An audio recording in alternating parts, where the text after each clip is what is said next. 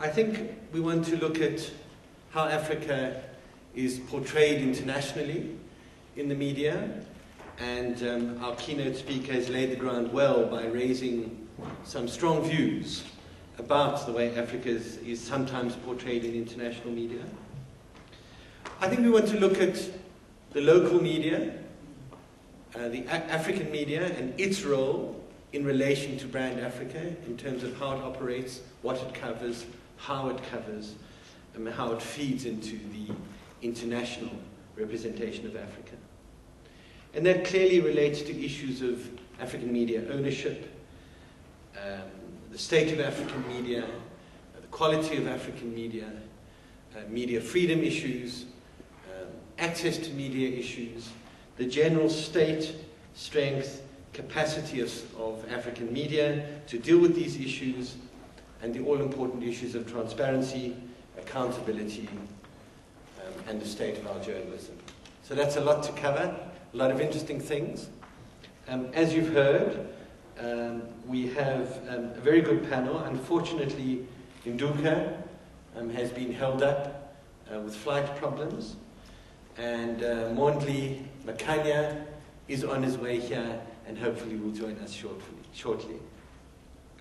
But we do have Trevor Ncube, who is chairman of the Mail and Guardian Media Group, running newspapers here and in Zimbabwe.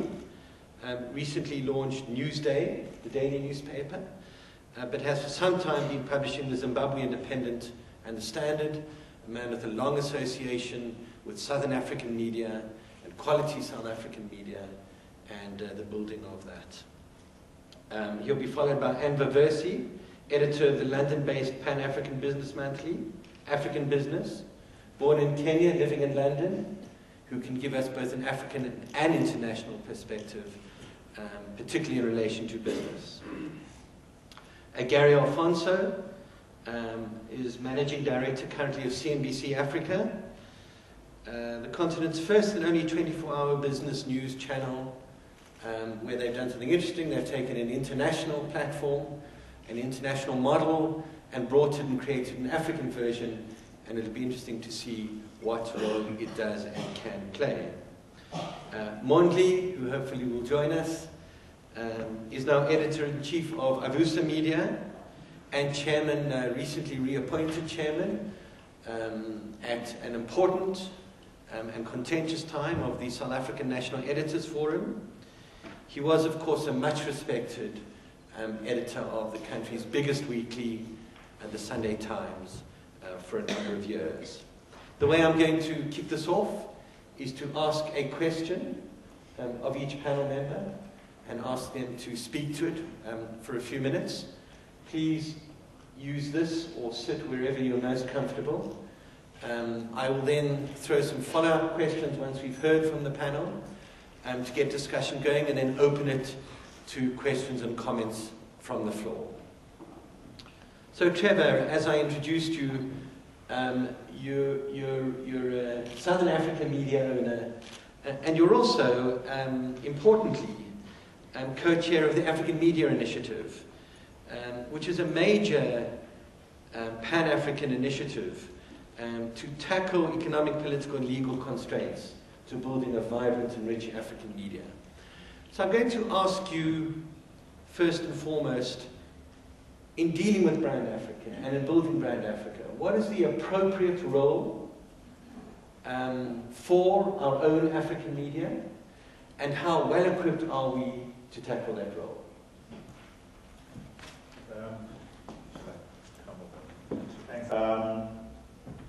Thanks for the opportunity to be with you this morning. I'm very inspiring listening to Dr. Ivan Koza speaking about the African brand and indeed the success of hosting the World Cup and what that means to the African brand. I suppose in building the African brand, there's a lot of factors, and the African media is a key component of the constituencies that go into forming that brand. the African people themselves, the population, the African governments, as it indeed has been rightly pointed out by Ivan Koza, are important actors in that. Anthony's question is, what's the role of the African media? How well are we prepared, and how should we be, carrying out that role? I think there's some amongst us who would argue that what we need is patriotic journalism,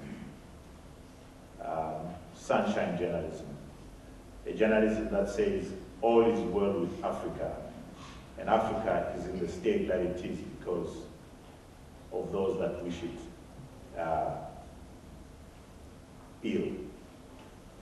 But I think, for me, having been in media for the past 21 years, I believe that the role that we ought to be playing is telling the story of the African people. Telling the story of the good, the bad, and the ugly that the African people experience on an everyday basis. Telling the story of the triumph against adversity, telling the story of the people that succeed in an environment that is very difficult. Telling the small story, telling the big story. Basically, the role that we should be playing is putting a mirror in front of Africa and saying, Africa, this is how you look. Do we want, is that the kind of role that we should be playing? There's some people that disagree quite violently with that. And amongst those people that disagree with that would be the politicians that think that there are certain stories that need to be hidden. What are the stories that that the politicians are uncomfortable about, and some people in this room will become uncomfortable about, is stories on corruption, stories on mismanagement, stories on how prevalent HIV/AIDS is all across the continent. Should those stories not be told so that brand Africa looks good, smells good, nice to touch, nice to feel? I dare say no. We need to tell those stories, the good, the bad, and the ugly. Why do we do it? We do it so that we learn from our mistakes. We do it so that we look in the mirror at those pimples, try and get rid of those pimples so that the brand becomes a better brand and a stronger brand. We do ourselves a disservice, I dare say, if we argue for sunshine journalism or a patriotic kind of journalism. I'm passionately in love with this continent, but I'm so very much aware of the problems that this continent faces. And I truly believe that unless and until we get to a place where we work hard to undo the difficulties that we face, then brand Africa has a huge problem. Anton asked the question, are we as a media on the African continent ready to carry out the function as I've laid out? Are we properly equipped? Do we have the skills? Do we have the experience? And indeed, the patterns of ownership such that we are fully equipped to project the African brand in a manner that we would all want to be. First of all, let's look at ownership. Ownership of African media, print, radio, television, is still in a precarious position. It's small operators with very little resources battling to try and put across, tell the story of the African people on a daily basis. We don't have huge conglomerates as it is at the present moment, except for South Africa. If we go across the African continent and meet guys that own television, radio stations, and newspapers and so forth, in most instances they tend to be one-man operators, people with a vision, people with a passion and so forth. People without the resources, people without the resources to be able to acquire the kind of equipment or the skills skills that will help in projecting the African image in a manner that we all want. If you go down to the newsroom, all across the African continent, you find that, yes, there are brilliant people all across the African continent, but if one were to generalize, we've got a problem of shortage of skills. Junior people in newsrooms, people that are not adequately trained and equipped to be in a position to speak authoritatively and to provide leadership as far as forming Brand Africa image is concerned. So, yes, we have a big responsibility. Yes, we ought to be doing much more than we're doing right now. But the pattern of ownership, the deficit of skills within the newsrooms, technically, the journalists and that kind of stuff, limits the ability of the African media and African journalists to project and to tell in an authoritative and informative manner what the issues the African people are experiencing on an everyday basis. Tony, I hope I've been able to try and answer the question. Thank you. Thank you. That's a very good start. Thank you very much. Anver, you sit in London, able to take a continent-wide view of Africa, and particularly its business. Trevor has argued that we have to cover the blemishes as well as the good parts, as well as the beauty, the challenges as well as the achievements. How well is African business and trade and commerce covered? And what is the role of our media in building that trade, that business, that commercial viability? Thank you very much, Simon. I mean, for one thing that I've learned sitting in London and having worked for some of the mainstream papers is that one of the things that people don't know about Africa, and one of the things that they think they know but they don't, is enough to fill half the British library. So there's a huge gap there, just pure information. You'd be amazed what people do not know about Africa, what they assume they know about Africa. And when it comes to reporting Africa, especially African business, the challenge, in fact, for most newspapers in Britain is to try and find a medium where they think they're fair. The problem is that the narrative that they have does not allow for depicting Africa in a way that is being progressive. Because there are only two stories, only two brands in Africa. One is wildlife and natural beauty, which is very well depicted, very well covered, and lovingly covered. We have endless programs in wildlife, and tourists go to watch the wildlife so they can react to it. Secondly, you have the poor starving African. And this poor starving African, of course, is the abandoned child. When the great white chief, Captain Burden, white man's Burden, was forced to leave Africa, and now corrupt politicians are exploiting this starving African child. So these are the two major limiters. And all news stories, if you really analyze them, oscillate between these two. In between, we are now trying to find the business story, trying to make its voice heard. And it's finding it extremely difficult. You find business stories in the Financial Times, maybe The Economist, but most of these stories have to do with multinationals, or have to do with British companies or American companies. African achievement is hardly ever mentioned. And so, it was a big shock, for example, when the Boston Consulting Group, which is the largest consulting group in the world, they carried out a survey, international survey, and the big 40 African companies. These 40 African companies are outperforming their counterparts, not only in the developing countries, not only in emerging markets, but even in the first world. Then they picked a set of 8 African countries, they call this the African Alliance, and studied all the different indicators. And these set of 8 African countries, of which South Africa is one, are also outperforming the BRICS, the Brazils, India, China, etc. They're outperforming them on several levels.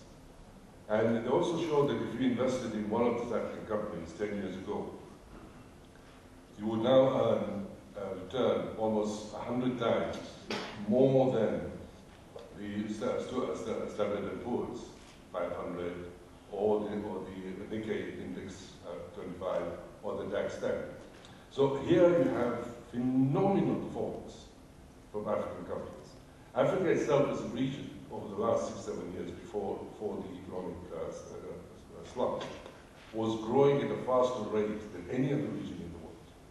China as a country was growing high, but not Asia. And this growth, this is Africa growth.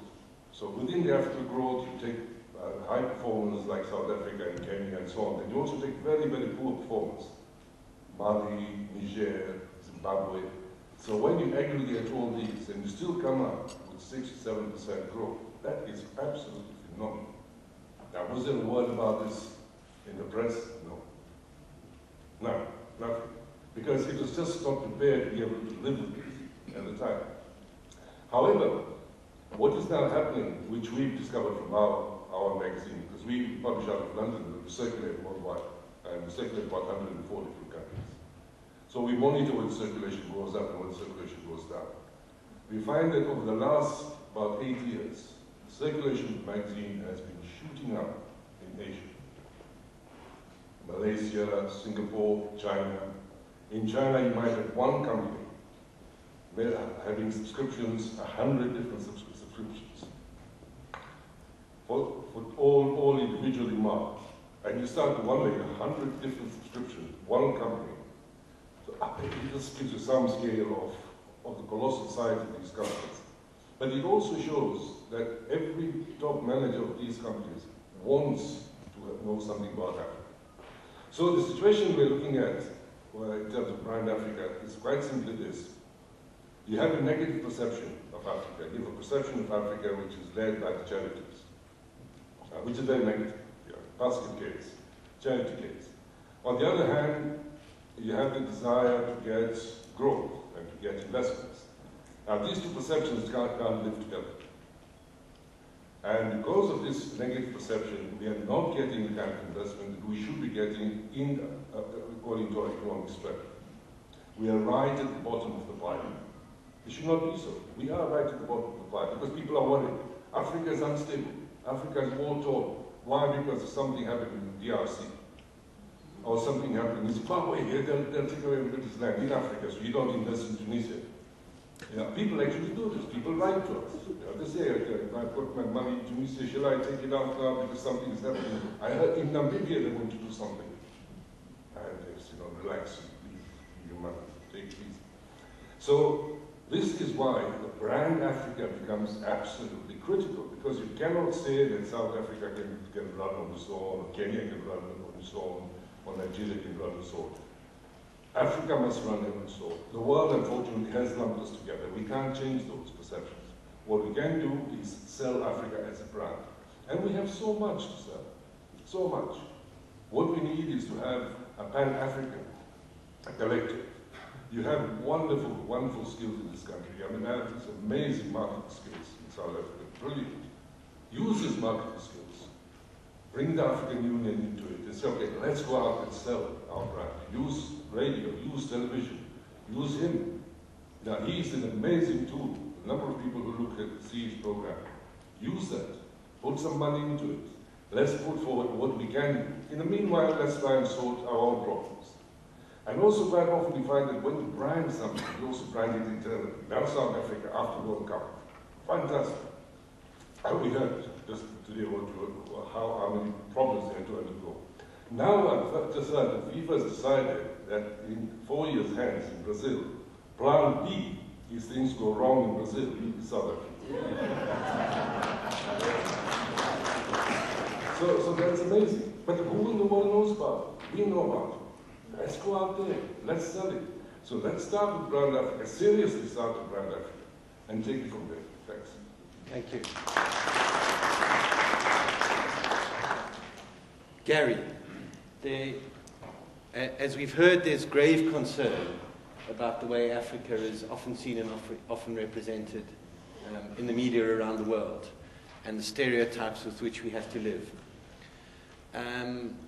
Your operation is an unusual model. I want to ask you, is it a Western model? Is your voice an African voice? Is it an international voice? And what role do you think that kind of model can do to help spread information, challenge stereotypes, and build brand Africa in the world? Thanks, Anton. Is the microphone on? Everyone here? You're on? Okay, Anton, I think one of the important things that we learned early on, and I'll get to whether it's an international or an African model, one of the things we learned really early on is the fact that if people don't trust you, you can forget about a brand. If people don't trust you. And I think the biggest threat to journalism and media on this continent is lack of trust. Because the days of business seat journalism and five-star hotel journalism should be over if we are to build a brand on this continent. And I think as a media professional, I take umbrage to the fact that many international operations fly in with helicopters, with business seats, and quickly run to the trouble spot, point the cameras, run back to the hotel room, edit it, or send it on an FTP around the world, and then get out before the authorities find out where they are. The only way you can build trust, and I think it's been raised here this morning in several places, the only way you can build trust is if and when you decide to be local. If and when you decide to be local. By being local, I mean being on the ground.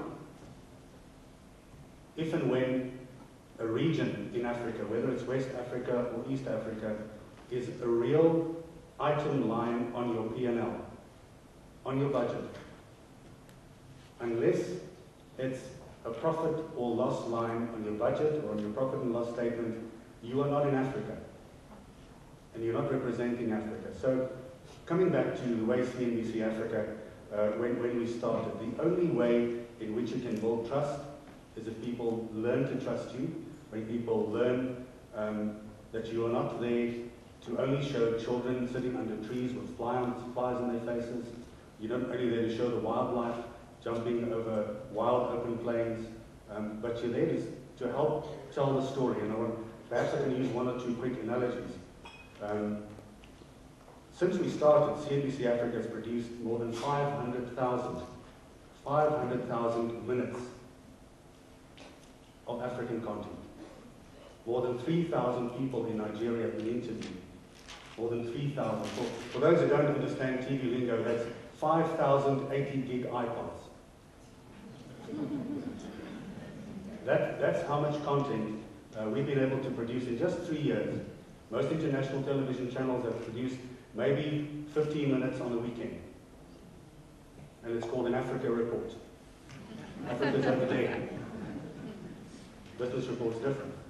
The issue is, as long as media companies, whether they're local or global, makes no difference. But until the time that you establish a local operation in those markets, you're not going to be able to win trust. It really works when you arrive in a rural area in Nigeria, Imo State, in this very small state in the southern parts of Nigeria. There's a city there called Owerri. And you arrive there and somebody notices that the analysts and commentators in Kenya have really improved over the past 3 years, because we used to sit like rabbits in the spotlights whenever we crossed to them live and talk about the markets, talk about the economy. And today, everybody's unanimous that what is starting to happen is there's a bit of trust starting to happen in the market. People are starting to trust views, trust commentary, trust information, and saying, okay, what we're seeing from there is not only the stuff that a guy that flew in with a helicopter is getting. So by putting in a line item on your budget, and sorry to go back to that business model all the time, but putting a line item in it, and you're not only doing it from Johannesburg, you're not only doing it from London, you're not only doing it from Shenzhen, China, but you're doing it from Africa with an African perspective, is the day that I think brand Africa starts living in the media space.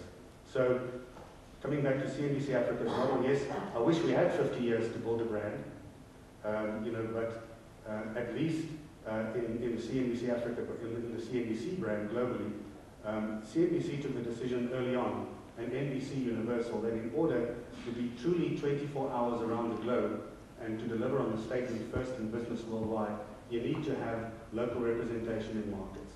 And you don't just fly from New Jersey in the US to quickly go and do a report about Somalians capturing oil rigs and wait till they find out the cables underneath the sea. You know what trouble we're going to be in then. But until such time, thank you. So until such time that people don't put local representation in the market, trust is not going to happen, and I believe that trust is the single and greatest challenge for media and news in Africa. And the more we talk to each other, it's the same in a restaurant. When you see somebody sitting across you in a restaurant, you don't know that person, you don't trust them. But the more and more you talk to people, and the more people hear how other people talk, what they have to say, you're starting to break down those walls. I get it. Trust me, I'm a journalist. Thank you very much, Gary. And Mondli, you arrived in the nick of time. I'm going to throw you straight in with a question. Mondli, as in your Avusa position, and particularly as chair of SANEF, you're at the heart of a debate about media freedom and the quality of our journalism, with accusations that more state action involvement is needed to address those two issues. I'd like to ask you what role you think media freedom and the quality of our journalism are and can play in building brand Africa, in challenging global stereotypes about Africa, whether we need more freedom or less freedom, and whether the quality of our journalism is an issue we need to address. Thank you, and apologies to everybody for my late coming. And just to just start by going back about a couple of years or so, in this very center wherein there was the CNN African Journalist of the Year Awards. It was 2004. And in that year, the Kenyan journalists swept the board and beat everybody, and we were obviously South Africans and were very jealous because a lot more resources, but the Kenyans just were the dominant winners in that year. And afterwards, as we congratulated them and were asking why is it that you guys dominated so much? And they said it's basically because of the new freedoms that they were now enjoying. It was the post-Arab Moi era, and they were able to tell the story of their country in many ways. And the story they were telling was not just a political story. They were telling the story of environmental stories, and there were crime stories, and the stories about life in Kenya. And so the freedom that they were enjoying was allowing them to actually build the Kenyan brand in many ways, tell the Kenyan story. Now, I contrast that with the country next door. At the beginning of the downturn in Zimbabwe in 2000 or so, many journalists were there, and they told the horror stories of what was happening at the time. But also, in downtime, journalists would go drinking in the city, and they would go out into the countryside, and they also told tourist stories. But since then, since the clampdown happened, the other story has not been told. The story of the story of an ordinary Zimbabwe. The only story that is now being told is the story of the horrific Zimbabwe, because the Zimbabwean government actually barred foreign journalists from going there, barred the local media from basically doing journalism. Now, I refer to those two stories. It's just the contrast between allowing more freedom for the media to tell a balanced story, whereas, as opposed to the media is basically being told that this is the story you need to tell. What you actually default to is actually telling the stereotype. It's telling the single vision, the tunnel vision story. Now, coming back to South Africa, we obviously, I mean, I'm sure this has been mentioned before during the course of these proceedings. We've just come from a period where everybody was happy, and an amazing story was being told of this great country, and then we defaulted back to that negative story because of the clampdown that was happening. Now, obviously, I would, as a journalist, argue very strongly that you need as much freedom as possible. You need as much openness as possible. You need what we do as journalists, we don't do for ourselves, we do for the society. We tell the story of the society, and we tell the story of the society to the society and to the world. I think there are issues, obviously. I think that story needs to be told with great quality. We need to be accurate, we need to be fair, and we need to basically tell the story as comprehensively as possible. But you do not then fight the quality battle by clamping down on the media, which is unfortunately what has been happening on our continent. Many of our colleagues on the continent have often looked up to South Africa as that beacon of press freedom and media freedom, and we ourselves have prided ourselves in that we actually have one of the freest media in the world. I think we're in the top 30 of the freest media in the world. And we've often boasted that, there's an award that's given at the annual World Association of Newspapers called the Pen Award. And we've often and that's for the brave journalism that happens around the world. And we've often boasted to each other, to ourselves, that that's one award we will never get because we're the free media.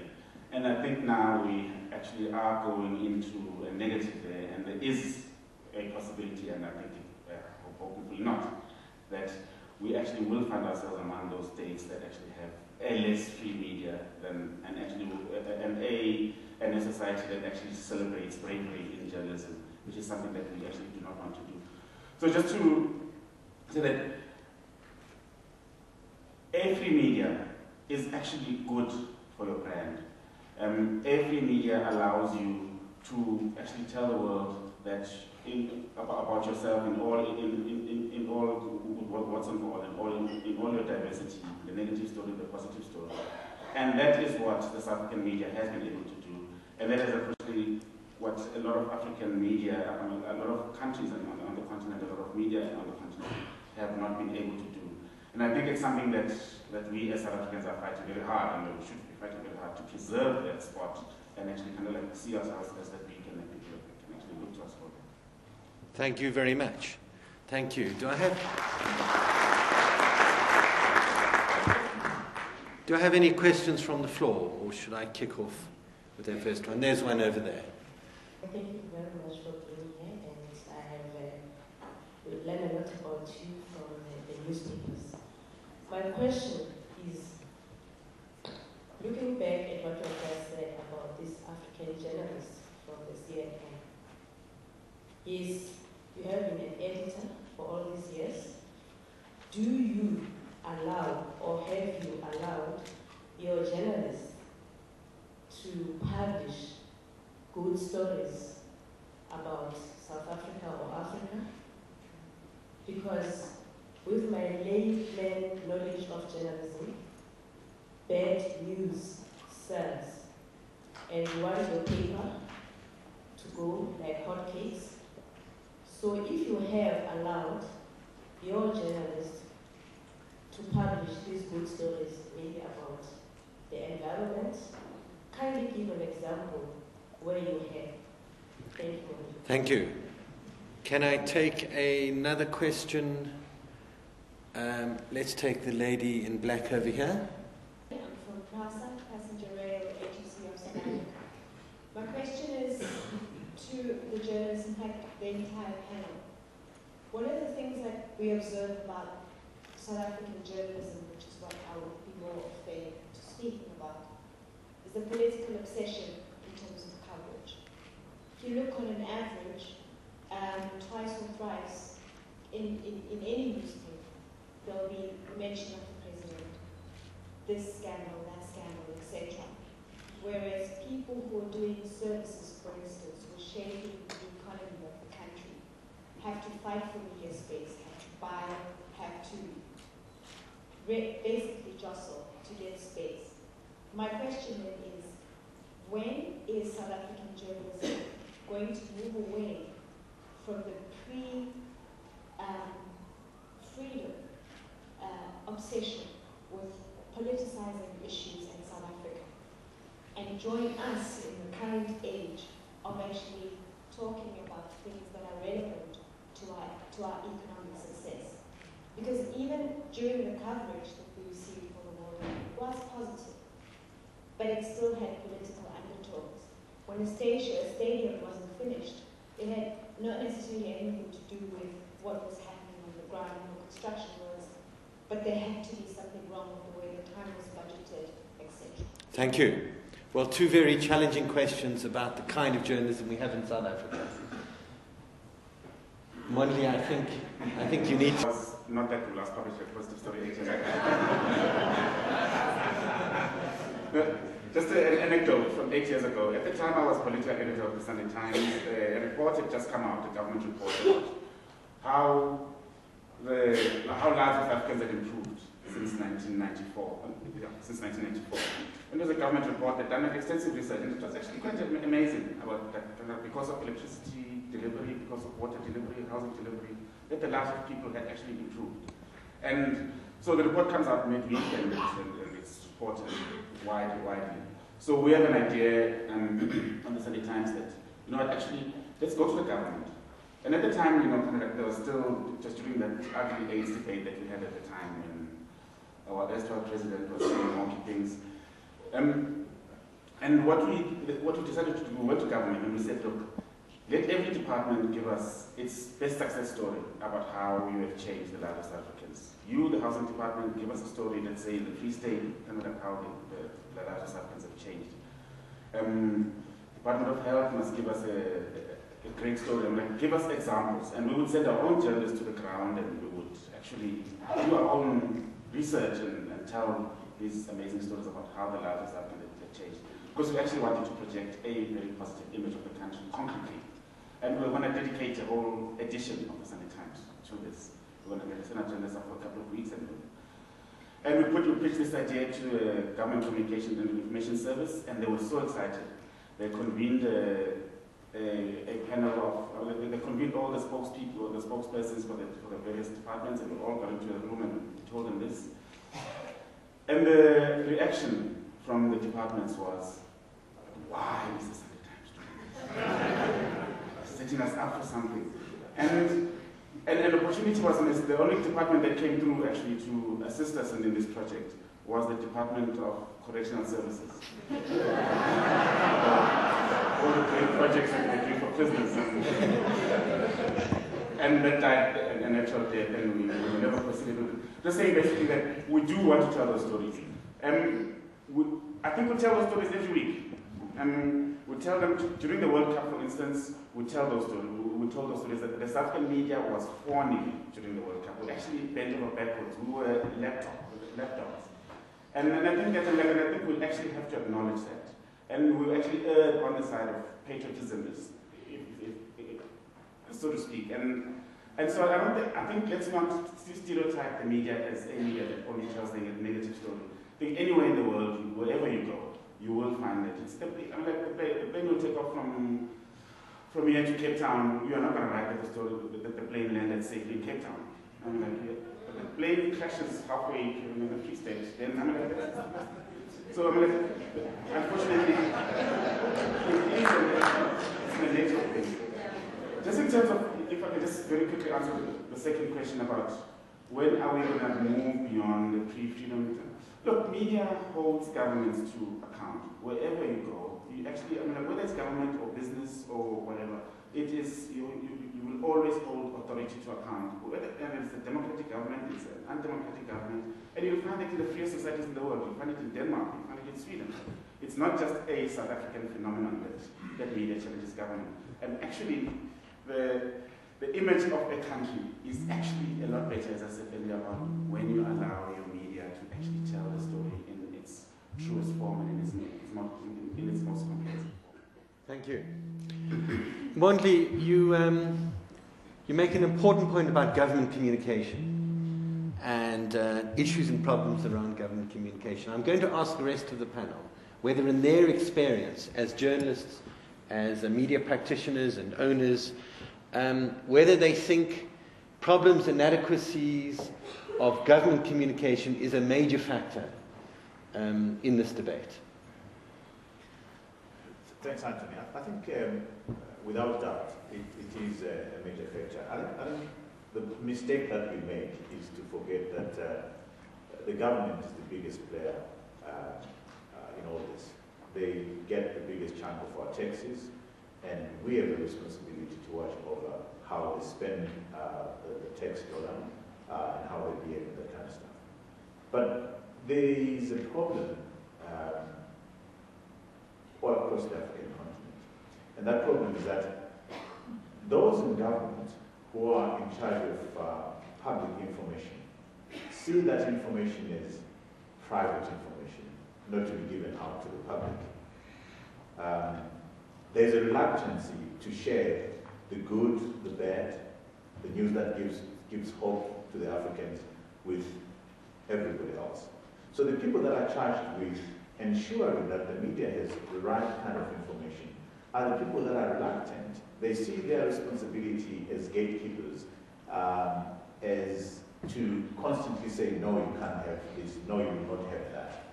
As a result, part of the blame for the failure for the African media to communicate adequately the African message is because the information is not made available to African media practitioners. Because those that are charged with communicating or disseminating that information see that information as a public preserve. And if you look across the entire African continent, there is something which is called, finally it's called the Access to Information and Protection of Privacy Act. But what that act does all across the African continent is that it is used as a way of preventing public information from being disseminated to the public. And the fear is that the more information you give to the public, the more you empower the public. The more the public then is able to make decisions from an informed standpoint. African governments would rather deal with an African public that is not fully equipped with information to make the most important decisions of their lives. Would other panelists like to add to that? Yeah, I think you find this tendency practically everywhere. Governments are very, very reluctant to let out information, especially if the thing is going to be damaging, either to them, the government, or a particular minister, or political party. So you have the rise of the spin doctor. You've all heard about the spin doctor. So some of the most highly paid officials in government are the spin doctors. What do? They spin stories. They try and bury bad stories. They try and push the feel-good stories. But at the same time, you must remember that government also, apart from spending public purse, government also sets the agenda quite often. The concept of the nation, like brand image of a nation, is very much what the government also has to do, sets out to do, so that this is how you think about yourself. And the media also acts in a sense in an ongoing story. The American media, for example, has always had the hero. There's always somebody heroic. And this is in the media, or in literature, in fiction, there's always the hero, the American hero, at some stage. Even when America was beginning, you had gangsters running in all over the place, gunfighters, brilliant people, whoever. Today they've become complete psychopaths, as I was telling Mr. Anton yesterday. But now they've been made into legends, because there's something heroic about Americans. So that is what the media projects, and that's what the government tries to project. But we always have this tension between the media and the government. That's one way to it. Gary? I think, Anton, one of the central themes in all this is free flow of information. And whether it comes from a government person, or whether it comes from a newspaper falling in your driveway in the morning, or whether it comes via a television channel, whether it's pay TV or free TV, whichever way it comes, the flow of information and creating channels of trust within those. Now, let's not confuse trust with the need to know. At the end of the day, if there's corruption, the taxpayer needs to know. If there's any conniving or underhanded deals going on between governments and tenders, the public needs to know. There's an absolute truth in that. On the other side of it, the other truth is also that communicating, as Mondli and Trevor was saying, in communicating the message, very often governments become so distrustful of the carrier of the message that at the end of the day it's closing up all channels of communication, closing up all flow of information. And I think that's where it comes back to the issue that are you prepared to put the cost of that communication on the bottom line in your company as an investor in order to open up the channels of communication. And by that I'm saying, if I can use a small example, when there was a deadlock in the elections in Kenya at the end of 2007, beginning of 2008, yes, we reported on people lying in small, narrow streets in shanty towns, being subdued by government forces, but we also crossed every day, 3, 4, 5 times a day, to the Kenyan market, talking to people about the state of the economy, showing Nairobi in all its glory in the background. And the bottom line was the entire Nairobi wasn't burning. And it's a very important point to create a context in what it is that we do. And I think that perhaps new age technologies and the way information is being disseminated around the globe are perhaps changing people's requirements. To come back to a question from the floor, you know, whether if it bleeds, does it lead all the time? If it's a scandal, does it lead all the time? Are the torch bearers of modern journalism the likes of People magazine because they're the best-selling ones in the world? You know, and NDZ and MGZ websites where you read about the cellulite of pop stars. At the end of the day, the flow of information and how it's controlled is, I think, what is starting to change with new avenues of communication and freer flow of information. And that's the important part, that it should be considered from both sides as a responsible action. Thank you. We've got just a few more minutes. I'm going to take 2 quick questions and ask for quick responses from the floor. Just on the light, I think the 8 years ago story makes a good application for government communicators. Also indicate that certain times of already reported good stories 8 years ago. But just on the point, one of the panelists Didn't introduce it. Oh, Sorry, won't you tell us who you are? My name is Baba. I'm from Belgium. Just on the point raised by one of your panelists about the perception created around Brand Africa, that it's wildlife and hunger. To what extent can we say the African media has contributed to that? And to what extent is that being driven by commercial interest? To say most of the wildlife programs that they are mainly because of the financial contribution that has been injected into the media. And the hunger and famine is perpetuated by what the media says as an African story. To what extent is the African media contributing towards... Thank you. Got it, thank you. The man in the blue shirt. My name is Trevor. I used to run a 24-hour TV channel marketing Southern Africa. I think the problem is it's not about access and the debate and the theory of journalism. I think that's a different forum. We are for Brand Africa. What does that brand mean? What are the objectives? So we started by saying sustainable development, which to me means investment in tourism. The problem is not generating the stories. You can access stories on the internet and the world can access stories. And newspapers have an objective to tell the bad side of the story. But when we're talking about Brand Africa, the people around the world need access to these stories. We went all over Africa to get stories, and we struggled. We signed up for Reuters feed. All we got was the negative stories. We took a decision, we're going to tell positive stories. Now that's not in contradiction with the principles of journalism. We refused to carry negative stories because everybody else was carrying them. But who's carrying the positive stories? Now that takes balls, if you want to use the word.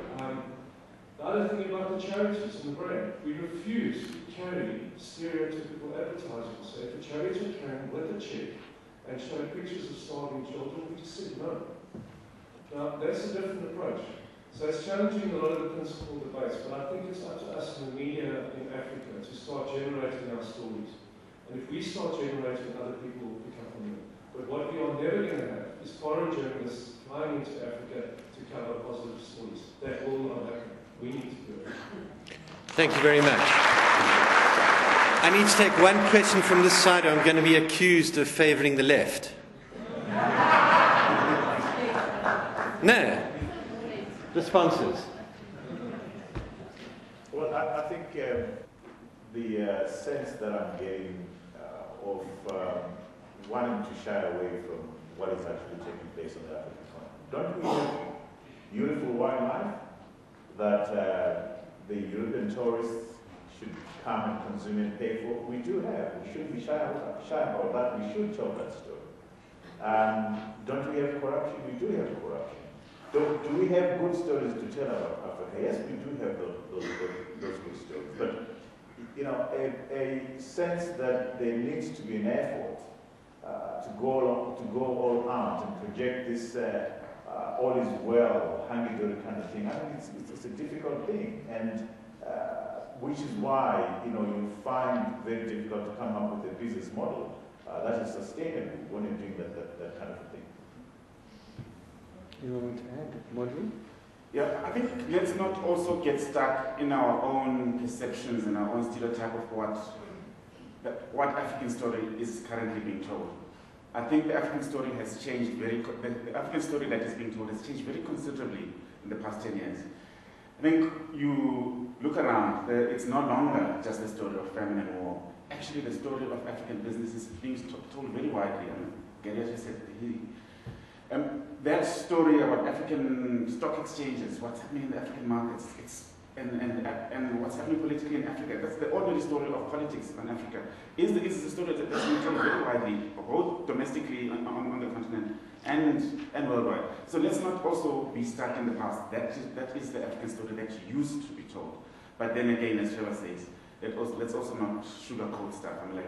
There is currently a famine in Niger, and that story needs to be told if the people of Niger are actually going to be rescued from that famine. There are wars happening on the continent currently. That story needs to be told. A disproportionate number of conflicts happening on our continent. So let's not also be let's not move away from telling those stories, because the continent will only be saved if the truth about those wars and the reasons for those wars and the famine and the reasons for those famines are actually told. Our MC is breathing down my neck. Thank you, Mondli. Our MC is breathing down my neck. Gary, you've got 12 seconds. I'll use the full 12 seconds. I think the most important part of all this is, yes, there is a negative story about Africa, but to get brand Africa correct, we can only start doing that internally. And it is our duty to start reporting not only the negatives, but also the positives, but in a way that it's constructive. Yes, there are entrepreneurs in Africa. Why don't we report more widely on them? And it doesn't have to be good news. It can be about the challenges they face. There are stock exchanges booming, starting to create the economic revolution for Africa. And finally, there are people starting media networks across this continent, and they need investment. So all this hypocrisy about Western media companies coming into Africa, trying to extract only the negative story, they need investment. African companies, African media companies need investment, and the people in this room and the industries on this continent should invest in media, because that's going to be the Thank you very much, and thank you very much to all of our panel.